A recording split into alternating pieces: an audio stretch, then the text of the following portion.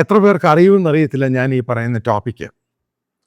അതായത് യൂറോപ്പിൽ ടർക്കിയുമായിട്ട് കർദിഷ് workers party, അതിന് ഈ ടർക്കി പേരിൽ PKK എന്നതിന് പറയുന്നത്, ഇതുമായിട്ടുള്ള കോൺഫ്ലിക്റ്റ് ഉണ്ടായിരുന്നു. ഏകദേശം 40 വർഷം നീണ്ടു നിന്ന കോൺഫ്ലിക്റ്റാണ്. അതിൻ്റെ നേതാവുണ്ട് അബ്ദുള്ള ഒക്കലാം. അദ്ദേഹം പറഞ്ഞു കഴിഞ്ഞു, വെപ്പൺസ് താഴെ വെക്കുകയാണ്, ഇനി ടർക്കിയുമായിട്ട് ഞങ്ങളൊരു ഫൈറ്റിനില്ല. 40 വർഷം നീണ്ടു നിന്ന കോൺഫ്ലിക്റ്റാണ്. ഇത് നിർത്താനുണ്ടായ കാരണം എന്ത്? കേരളത്തിലെ സുഡാപ്പികളും ഈ പറയുന്ന ഇസ്ലാമിക തീവ്രവാദത്തെ അനുകൂലിക്കുന്നവർ അറിഞ്ഞിരിക്കണം എന്താണ് ഈ പറയുന്ന PKK. അതിന് യൂറോപ്യൻ യൂണിയനിലും അമേരിക്കയും ലോകരാജ്യങ്ങളും ബാൻ ചെയ്തിരിക്കുന്ന ഓർഗനൈസേഷനാണ്. ഇതിൻ്റെ ഹെഡ്ക്വാർട്ടേഴ്സ് ഇറാഖിലാണ്.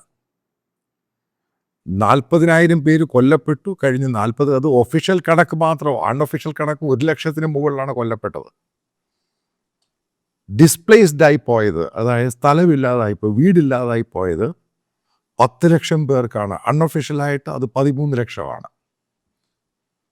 ഇത് വെപ്പൺസ് താഴെ വെച്ച് ഈ കോൺഫ്ലിക്റ്റ് നിർത്താൻ വേണ്ടി ഈ PKK തീരുമാനിച്ചതിൻ്റെ കാരണം എന്താണെന്നറിയൂ?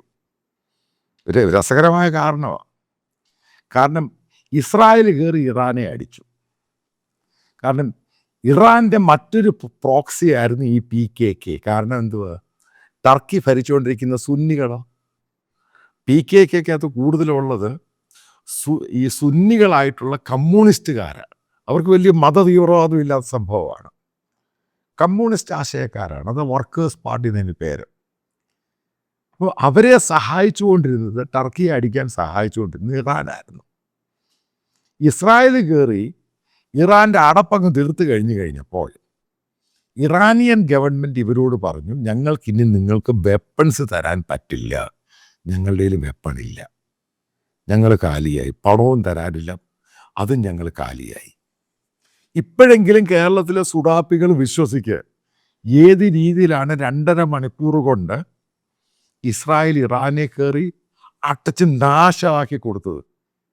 അവനെ വെടിതീർത്ത് കൈ കൊടുത്തു. അല്ലെങ്കിൽ അവർക്ക് വെപ്പൺസ് സ്വന്തമായിട്ടില്ല. ഈ പറയുന്ന പ്രോക്സീസിന്, ഹിസ്ബുള്ളയ്ക്കാണെങ്കിലും ഹമാസിനാണെങ്കിലും ഈ ഹൂത്തികൾക്കാണെങ്കിലും അവർക്ക് കൊടുക്കാൻ വെപ്പൺസ് ഇല്ല. വെടി അങ്ങ് തീർത്ത് കൊടുത്തു.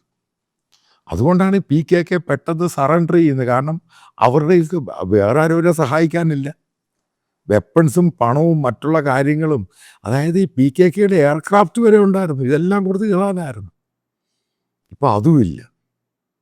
ഈ ലോകം മുഴുവനും PKK എന്ന് പറഞ്ഞ ഈ ടെറർ ഓർഗനൈസേഷന് ഈ ബ്രാഞ്ചുകളുണ്ട്. ഫ്രാൻസിലുണ്ട്. കാരണം ഒരു പ്രാവശ്യം ഞാൻ പാരീസിൽ പോയപ്പോൾ എൻ്റെ ഒരു സുഹൃത്ത് PKKയുടെ അവിടുത്തെ ഒരു നേതാവിനെ പരിചയപ്പെടുത്തുന്നത്. കാരണം കർഡിഷ് ആൾക്കാർ, കാരണം കർഡിഷും ടർക്കിയുമായിട്ട് ലോങ് ഫൈറ്റിംഗ് ആണ്. അപ്പോൾ ടർക്കിക്കകത്ത് കൊണ്ട് ബോംബ് വെക്കുക, നിങ്ങൾ അവിടുത്തെ പട്ടാള ക്യാമ്പിൽ ബോംബ് വെക്കുക. കഴിഞ്ഞിടയ്ക്കൊക്കെ ഉണ്ടായിരുന്നു ഈ സംഭവങ്ങൾ. അല്ലെങ്കിൽ ഈ 40,000 പേര് കൊല്ലപ്പെടുത്തില്ല. ഇപ്പം 40 വർഷം കൊണ്ട് ഒഫീഷ്യൽ കണക്കനുസരിച്ച് 40,000 പേര് കൊല്ലപ്പെട്ടു. ഒരു വർഷം അപ്പോൾ 10,000 പേര് വെച്ച്, എത്ര പേര് വെച്ച് കൊല്ലപ്പെട്ടു? അത് ഒഫീഷ്യൽ കണക്കാണ്. അൺഒഫീഷ്യൽ 1,00,000-ന് മുകളിലാണ്. അതായത് യൂറോപ്പിനെല്ലാം ആ റീജിയൻ്റെ അകത്ത് ഏറ്റവും കൂടുതൽ പ്രശ്നമായിരുന്ന ടർക്കി വേഴ്സസ് PKK. PKK എന്ന് പറഞ്ഞ പൊളിറ്റിക്കൽ പാർട്ടിയെ അവിടെ ഭരിക്കാൻ പോലും ഉറുദുവാൻ സമ്മതിച്ചിട്ടില്ല. ഇതെങ്ങനെ ഒരു ടേംസ് ആൻഡ് കണ്ടീഷനായത്? ഇതിനകത്തൊരു ബാക്ക് ഡോർ ടോക്സ് ഉണ്ടായി. അതായത് ഇസ്രായേലുമായിട്ട് ടർക്കി. ഞാൻ പറയാം, ഉറുദുവാൻ എന്ന് പറഞ്ഞാൽ ഭയങ്കര സ്വാർത്ഥനാണ്. അയാൾ ഇസ്ലാമിനെ ഈ പറയുന്നതേ ഉള്ളൂ. അയാൾ ഇവർ പിന്തുണയ്ക്കുന്നില്ല. അപ്പോൾ എന്തുമായിട്ട് ടർക്കി പറഞ്ഞത്? ഇസ്രായേലുമായിട്ട് വേറെ പത്രത്തിൽ റിപ്പോർട്ട് ചെയ്തേക്കുവാണ്, ടർക്കി ഒരു കാരണവശാലും ഈ ഗാസയും പാലസ്തീനെയും ഈ ഹമാസിനെയും പിന്തുണയ്ക്കത്തില്ല. അവർ ഈ ആൾക്കാർ അവിടുന്ന് പോകാൻ തയ്യാറാണെങ്കിൽ അവരെ എത്രയും വേഗം സിറിയയിലോട്ടോ, അതായത് കുറച്ച് 10-20,000 ഈ പാലസ്തീൻകാർ അവിടെ ഉണ്ട്, ഗാസയിലുള്ള ഹമാസുകാരുണ്ട് ഇഞ്ചേർഡായിട്ട്, അവരെ തിരിച്ചയക്കാം. ഞങ്ങളവരെ ഇനി ഇവിടെ കയറി അറ്റാക്ക് ചെയ്യേണ്ട. അതായത് ഇസ്രായേലും ടർക്കിയുമായിട്ടൊരു ബാക്ക് ഡോർ ടോക്ക് ഉണ്ടായി. അപ്പം അതിൻ്റെ പേരിൽ അമേരിക്കയും മറ്റുള്ള രാജ്യങ്ങളും തീരുമാനിച്ചു, ഒരു കാരണവശാലും PKK എന്ന് പറഞ്ഞ രാജ്യത്തിന് ഒരു കാരണവശാലും ആംസ് കൊടുക്കരുത്, സാമ്പത്തിക സഹായം കൊടുക്കാൻ വേണ്ടി അത് പൂർണ്ണമായിട്ടും അങ്ങ് തടഞ്ഞു. വേറൊരു രാജ്യവും കൊടുക്കരുത്, കാരണം ബ്ലാക്ക് മാർക്കറ്റിൽ നിന്ന് പോലും സാധനം മേടിക്കാൻ ഇടവരരുത്. അതുകൊണ്ട് അവർക്ക് യാതൊരു രക്ഷയില്ലാതായി. അങ്ങനെയാണ് അവർ ഡിസൈഡ് ചെയ്യുന്നത്, ഞങ്ങൾ സറണ്ടർ ചെയ്യാം, ഞങ്ങൾ ടോക്സിന് തയ്യാറാണ്, വെപ്പൺസ് തിരികെ തരാൻ തയ്യാറാണ്, ഞങ്ങൾ ഇനി ഒരു കോൺഫ്ലിക്റ്റിനോ ഫൈറ്റിനോ ടർക്കിയുമായിട്ടില്ല. ടർക്കിക്ക് വലിയ പ്രശ്നമുണ്ടാക്കിയ ഗ്രൂപ്പാണ് ഈ PKK. അവിടെ ഉണ്ടാകുന്ന ടെറർ സംഭവത്തിന് മുഴുവനും പുറകിൽ PKK ആയിരുന്നു. ബേസിക്കലി ഇതിൻ്റെ സംഭവം പിടികിട്ടിയല്ലോ. സുന്നി രാജ്യമായ ടർക്കിയെ അടിക്കാൻ വേണ്ടി മറ്റൊരു സുന്നി കമ്മ്യൂണിസ്റ്റായ PKK ഫണ്ട് കൊടുക്കുന്നു ഇറാൻ. ഇതായിരുന്നു അതിൻ്റെ കോമ്പിനേഷൻ. അപ്പോൾ ഇറാൻ തീർന്നു കഴിഞ്ഞപ്പോൾ പിന്നെ ഫണ്ട് കൊടുക്കാൻ ആരുമില്ല. അപ്പോഴിവിടെ എങ്ങനെ ഇവരോട്ട് ഫൈറ്റ് ചെയ്യും? ആ സമയത്ത് തന്നെ അമേരിക്ക ടർക്കിയുമായിട്ടൊരു ധാരണയിൽ അമേരിക്ക തന്നെ പറഞ്ഞു, ഈ PKK അവിടെ കൊണ്ട് ബോംബ് ഇട്ടോളാൻ പറഞ്ഞു. ടർക്കി അവിടെ കൊണ്ട് ബോംബ് ഇട്ട് കൊടുത്തു. അതോടുകൂടെ അവനങ്ങ് തീർത്തു. ഓരോന്ന് പോകുന്ന പോക്കുകൾ മനസ്സിലാക്കുക. അതായത് ഈ ടർക്കിയുടെ ബോർഡറിൽ ഏറ്റവും കൂടുതൽ പ്രശ്നം ഉണ്ടായിക്കൊണ്ടിരുന്നത് PKK ആയിരുന്നു. അവർക്ക് ഗ്ലോബലായിട്ട് പ്രസൻസ് ഉള്ള ഒരു ടെറർ ഓർഗനൈസേഷനാണ്. ഇപ്പോൾ കേരളത്തിലെ സുഡാപ്പികൾക്ക് മനസ്സിലാവത്തില്ല എന്താ ഇതിൻ്റെ പുറകിലുള്ള കളികൾ. മനസ്സിലാക്കുക, ലോകം മുഴുവനും ഈ ടെററിനെ എതിർക്കുകയാണ്, ഇൻക്ലൂഡിങ് ടർക്കി പോലും. ടർക്കിക്ക് നിലനിൽപ്പില്ല, കാരണം ടർക്കിയുടെ ഇൻ്റഗ്രിറ്റി ക്വസ്റ്റ്യൻ ചെയ്യുന്ന രീതിയിലോട്ടാണ് PKK മാറിയത്.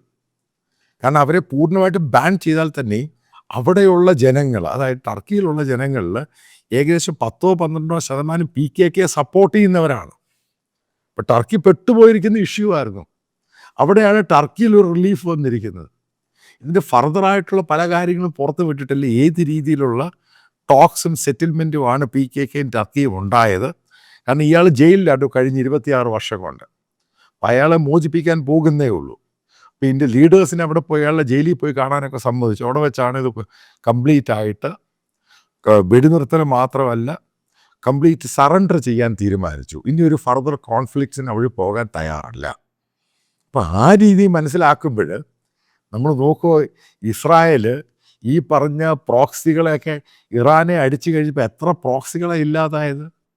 ലെബനനിൽ ഹിസ്ബുള്ളയുടെ വെടി തീർത്ത് കൈ കൊടുത്തു, അതേപോലെ തന്നെ സിറിയ ക്ലീനാക്കി കൈ കൊടുത്തു. അപ്പോൾ എത്രമാത്രമാണ് സുഡാപ്പികൾ കൊണ്ടുവന്ന സാധനത്തെ ഇസ്രായേൽ അടിച്ച് നാശമായി കഴിഞ്ഞപ്പോൾ പല രാജ്യങ്ങൾക്ക് സമാധാനമുണ്ടായി. ഇതാണ് ഞാൻ ആദ്യത്തെ വീഡിയോയിൽ പറഞ്ഞത്. ഈ ഒക്ടോബർ 8 എന്ന് പറഞ്ഞ സംഭവത്തോടു കൂടി ആ റീജിയൻ്റെ ഡൊമിനൻ്റ് പവറായിട്ട് ഇസ്രായേൽ മാറും. കാരണം അവരാണ് പിന്നെ അത് കൺട്രോൾ ചെയ്യുന്നത്. ഈ പറയുന്ന പ്രോക്സീസിന് ഇതേപോലെ ടെററിനെ സപ്പോർട്ട് ചെയ്യുന്ന രാജ്യങ്ങളെ നശിപ്പിച്ച് കഴിയുമ്പോൾ പിന്നെ ഇതിനെ സപ്പോർട്ട് ചെയ്യാൻ ആളില്ലാതാകും. അതാണ് സുന്നി രാജ്യമായ ടർക്കിക്ക് കിട്ടിയ അഡ്വാൻറ്റേജ്. അതുകൊണ്ടാണ് ഈ പറയുന്ന ഉർദുഗോൻ ഈ ഹമാസിൻ്റെ വിഷയത്തിലും പാലസ്തീൻ വിഷയത്തിലും ഒരു അക്ഷരം മിണ്ടാത്തതിൻ്റെ കാര്യം ഇതാ. കാരണം ഇസ്രായേലും അമേരിക്കയും താക്കീത് കൊടുത്തിട്ടുണ്ട്, നിനക്ക് സമാധാനം തരാം, ഈ PKK ഒതുക്കി തരാം, പക്ഷേ ഈ കാര്യത്തിൽ കയറി ഇടപെടരുത്. അതുകൊണ്ടാണ് ജോർദാനിലോട്ട് അവരെ മാറ്റുന്നത്, അങ്ങോട്ട് മാറ്റി. ഇയാൾ മിണ്ടുന്നേ ഇല്ലല്ലോ, നിങ്ങൾ എവിടെ കൊണ്ട് മാറ്റും, നിങ്ങൾ എവിടെയോ ഈ സാധനത്തെ കൊണ്ട് കളയുന്ന രീതിയിലാണ് ഉർദുഗാൻ്റെ പോക്ക്. അവിടുത്തെ പത്രങ്ങളും അങ്ങനെ റിപ്പോർട്ട് ചെയ്തു. ടർക്കിഷ് പത്രങ്ങൾ അങ്ങനെ റിപ്പോർട്ട് ചെയ്യണമെന്നുണ്ടെങ്കിൽ ടർക്കിക്ക് 1% പോലും താല്പര്യമില്ല ഹമാസിനെ. ഈ ഹമാസ് ആൾക്കാരെ മുഴുവൻ തിരിച്ചയക്കാൻ പോവുക. ഇതൊക്കെയാണ് ലോകത്ത് സംഭവിക്കുന്നത്. എല്ലാ രാജ്യങ്ങൾക്കും അവരുടെ സമാധാനമാണ് താല്പര്യം. അല്ലാതെ ലോക സമാധാനത്തിന് വേണ്ടി ഇസ്ലാമിക ഭീകരത എന്ന് പറയുന്നതിനെ ആരും തലയെ വെച്ചുകൊണ്ട് നടക്കത്തില്ല. ഇതിന് താങ്ക്സ് ടു ഇസ്രായേൽ. അവരാണ് ഈ സമാധാനത്തിൻ്റെ ഒറിജിനേഷൻ എന്ന് പറയുന്നത്. അവൻ അടിച്ചിവനെ നശിപ്പിച്ച് എല്ലാവരും നാശമായിപ്പോയി. അപ്പോൾ ടർക്കി പോലും ഇപ്പം ഇസ്രായേലിനാണ് നന്ദി പറയുന്നത്. കാരണം അതോടുകൂടിയാണ് ടർക്കിക്കും ഇപ്പോൾ സമാധാനം കൈവന്നിരിക്കുന്നത്.